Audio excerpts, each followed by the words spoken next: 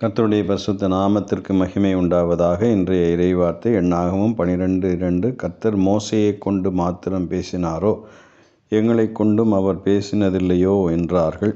கர்த்தர் அதை கேட்டார். Numbers 12:2. Has the Lord spoken only through Moses? They asked. Hasn't he also spoken through us? And the Lord heard this என்று நாம் வாசிக்கிறோம். மிரியாமும் ஆரோனும் மோசேக்கு விரோதமாக எத்தியோப்பிய ஸ்திரீயை மோசே விவாகம் பண்ணின நிமித்தமாகவும் அவர் மேல் பொறாமை கொண்டது நிமித்தமாகவும் இந்த வார்த்தையை அவர்கள் சொல்லுகிறதை நாம் கவனிக்கின்றோம். தேவனுடைய பிள்ளைகள் மற்றவர்களை அவமதிப்பு செய்யக்கூடாது, அவதூறாக நினைத்துவிடக்கூடாது. ஒன்று, மோசே எத்தியோப்பிய ஸ்திரீ, அதாவது கருப்பர் இனத்தை சார்ந்த ஒரு பெண்ணை விவாகம் செய்ததினாலே தன்னுடைய சகோதரனுடைய மனைவி என்பதை அவர்கள் ஏற்றுக்கொள்ள மனமில்லாமல் அவருக்கு விரோதமாக பேசினார்கள். ஒன்று.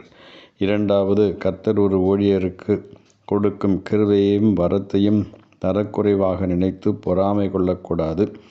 அது சகோதரனாக சகோதரியாக இருந்தாலும் மோசேயை குறித்து தேவன் வைத்திருந்த அழைப்பு இவர்களை விட மேன்மையானது. அதை ஏற்றுக்கொள்ள வேண்டியவர்கள் அதை ஏற்றுக்கொள்ள மனமில்லாமல் போனதினாலே அவ்விதமாக பேசினார்கள். ஆகவே தேவனுடைய கோபம் அவர்கள் மேல் வந்தது என்று நாம் பார்க்கின்றோம். கர்த்தருடைய ஊழியக்காரர்களை நேசிக்கவும், கர்த்தருடைய ஊழியக்காரர்களை மேன்மையாக நினைக்கவும் வேண்டும். அவர்களுக்கு விரோதமாக பேசுகிறதை கர்த்தர் ஏற்றுக்கொள்ள மாட்டார் என்பதை இந்த வசனத்திலிருந்து நாம் அறிந்து கொள்கிறோம். கர்த்தர் இந்த வசனங்களை ஆசீர்வதிப்பாராக. ஆமென்.